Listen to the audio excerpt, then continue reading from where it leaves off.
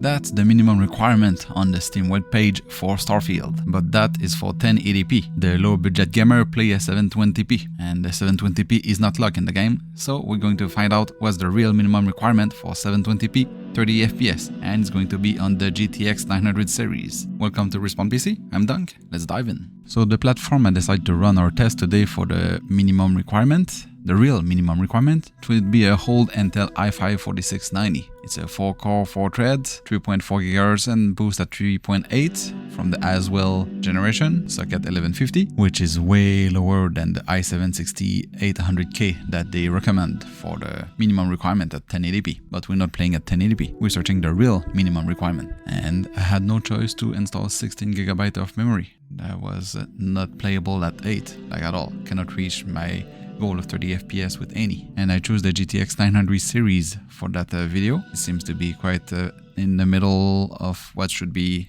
30 FPS. Just a gut guess from my years of experience of playing game. And you'll see, we hit straight on it. I start the test with the GTX 950 from EVGA, setting obviously 720p and everything at the lowest possible with FSR 2.0 enable. It's playable if you can take that kind of quality, playing at the mid-20s, sometimes hitting 30s, but if you release the FSR 2 because it look ugly, you get in the 20s FPS. So we're not reaching our 30 FPS with this card. We need to upgrade to the GTX 960. The one I have is the Asus Strix GTX 960 OC 4GB variant. I know there's a 2GB, but this one is the 4. And even though the card is more powerful and double the VRAM, we have a little gain in performance. I'm getting an average of 28 FPS with FSR 2 enabled. And if you disable FSR, you get a 25 FPS. It's not the prettiest, it's playable, I guess. It's not the playable that I will play,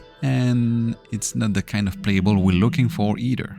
Now for the GTX 970, I have a Asus Strix again, OC, 4GB again, but we double our bandwidth for the memory and have more core. Everything still at the lowest possible at 720p without FSR. For this time, we're reaching 35 and sometimes hitting 40 FPS. I think with some tweaking we can reach the easy 30 FPS. Yes, it's not the most beautiful, but it's finally playable. So if you enable FSR2 and put it at 50% to smooth the things a bit better and run around here and there, we finally get our stable 30 FPS, exactly average 30 FPS with the 970. So we have our winner build here, the i5 4690 with the GTX 970 4GB, 30 FPS 720p. So your budget build for playing Starfield at low, if you want to, is a 4th gen i5 with 16GB of memory, and by the way, it's on a SSD. The SSD HDD comparison is coming later on. If you want to try the GTX 970 at medium settings with FSR enable,